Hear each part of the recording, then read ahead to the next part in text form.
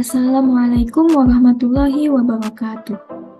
Yang terhormat kepada Ibu Haji Dr. Lia Uzliawati, SEMSI, selaku dosen pengampu mata kuliah Teori Akuntansi Keuangan, dan teman-teman semua yang saya banggakan. Kami dari kelompok 5 yang beranggotakan MC Febi Andika dengan NIM 5552246, dan saya sendiri Nisrina Aulia Pradipta dengan NIM 555221133.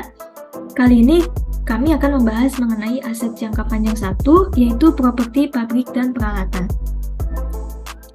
Pertama-tama, penilaian atas aset properti, pabrik, dan peralatan menarik bagi para pengguna laporan keuangan karena menunjukkan sumber daya fisik yang tersedia untuk perusahaan dan dapat juga memberikan beberapa indikasi terkait likuiditas dan arus kas di masa depan. Selanjutnya itu ada tujuan dari akuntansi pabrik dan peralatan. Yang pertama, melaporkan terkait penata layanan kepada para investor. Yang kedua, akuntansi untuk penggunaan dan kerusakan pabrik dan peralatan. Yang ketiga, merencanakan akuisisi baru melalui penganggaran. Yang keempat, memasok informasi untuk otoritas perpajakan. Dan yang kelima, menyediakan informasi untuk pembuatan tarif bagi industri-industri yang terregulasi. Selanjutnya ada akuntansi untuk biaya.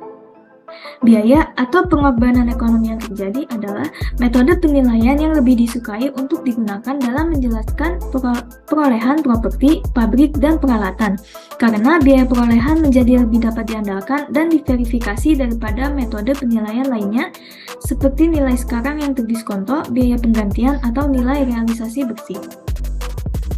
Terlepas dari kemampuan dapat diandalkan dan diverifikasi, harga pembelian merupakan dasar bagi pencatatan awal properti, pabrik, dan peralatan, sehingga penetapan biaya perolehan untuk masing-masing aset tidak selalu serumit seperti yang diperkirakan.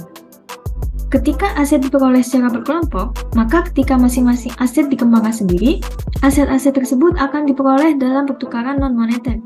Ketika properti memuat aset-aset yang akan dihilangkan, atau ketika terdapat ekspektasi biaya di masa depan yang terkait dengan penonaktifan aset, maka masalah-masalah akuntansi tertentu akan muncul. Selanjutnya, pembelian lump sum. Ketika sekelompok aset diperoleh dengan harga pembelian lump sum atau lump sum purchase price, maka total biaya perolehan harus dialokasikan ke masing-masing aset, sehingga jumlah biaya perolehan yang sesuai dapat diperlakukan sebagai beban terkait potensi layanan dan masing-masing aset saat berakhir. Penyelesaian yang paling umum dilakukan meskipun cenderung sekenanya atas masalah alokasi ini adalah dengan menetapkan biaya perolehan untuk berbagai aset berdasarkan rata-rata tertimbang dari setiap nilai penaksirannya. Jika nilai penaksiran tidak tersedia, penetapan biaya mungkin didasarkan pada nilai tercatat relatif pada pembukuan penjual. Selanjutnya ada aset yang dikembangkan sendiri. Aset yang dikembangkan sendiri menimbulkan pertanyaan terkait komponen biaya yang tepat. Meskipun secara umum disepakati bahwa semua beban yang terkait langsung dengan proses konstruksi harus disertakan ke dalam biaya perolehan aset yang tercatat seperti bahan baku, tenaga kerja langsung, dan lain-lain, terdapat masalah kontroversial mengenai penetapan overhead tetap dan kapitalisasi bunga. 3 pendekatan yang tersedia untuk mengatasi permasalahan ini adalah: yang pertama, tidak mengalokasikan overhead tetap ke proyek yang dikembangkan sendiri. Kedua, hanya mengalokasikan tambahan overhead tetap ke proyek. Dan yang ketiga, mengalokasikan overhead tetap ke proyek dengan dasar yang sama seperti saat dialokasikan untuk produk-produk lain. Lalu yang selanjutnya, penghapusan aset yang ada. Ketika perusahaan memperoleh properti yang membuat struktur-struktur yang perlu dihilangkan, muncul pertanyaan terkait perlakuan yang tepat dari biaya untuk menghilangkan struktur-struktur tersebut. Praktik saat ini adalah dengan menetapkan biaya penghapusan dikurangi setiap hasil yang diterima dari penjualan aset ke tanah karena biaya ini diperlukan untuk membuat tempat tersebut dalam keadaan siap untuk pengembangan. Selanjutnya, aset yang diperoleh dari transaksi non-tunai. Ketika sekuritas-ekuitas ditukarkan dengan aset, maka prinsip biaya menentukan bahwa nilai aset yang tercatat adalah jumlah yang seharusnya dijadikan pertimbangan. Jumlah ini biasanya merupakan nilai pasar dari sekuritas yang dipertukarkan. Jika nilai pasar sekuritas tidak dapat ditentukan, maka biaya harus ditetapkan ke properti berdasarkan nilai pasar wajarnya. Selanjutnya, APB Opinion nomor 29 mengenai akuntansi untuk transaksi non-moneter yang menyatakan bahwa nilai wajar harus digunakan sebagai dasar pertanggungjawaban. Oleh karena itu, biaya dari aset yang diperoleh dalam pertukaran langsung untuk aset yang lain adalah nilai pasar wajar dari aset yang diserahkan. Hal ini berarti jika aset yang dipertukarkan berbeda, asumsinya adalah bahwa setelah proses perolehannya selesai, maka aset yang diperoleh akan dicatat pada nilai wajar dari aset yang dipertukarkan termasuk setiap keuntungan atau kerugian yang menyertainya.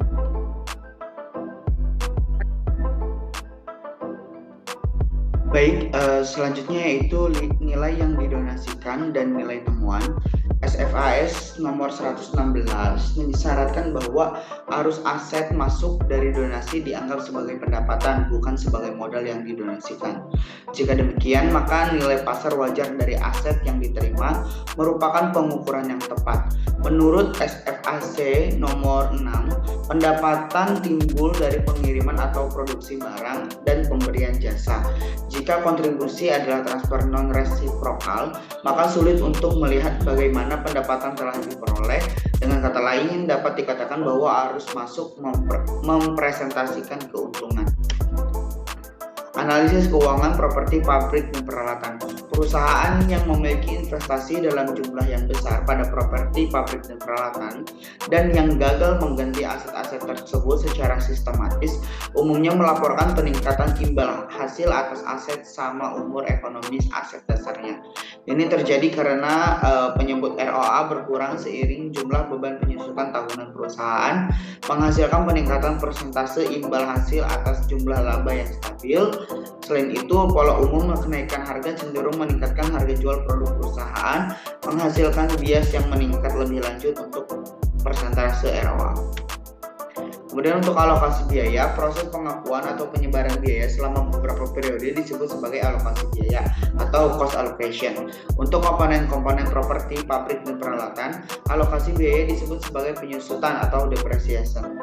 Ketika aset disusutkan, biayanya dikatakan kadaluarsa, yang berarti aset tersebut dibebankan. Metode alokasi biaya secara sistematis tidak berupaya mengukur perubahan-perubahan dalam ekspektasi atau tingkat diskonto.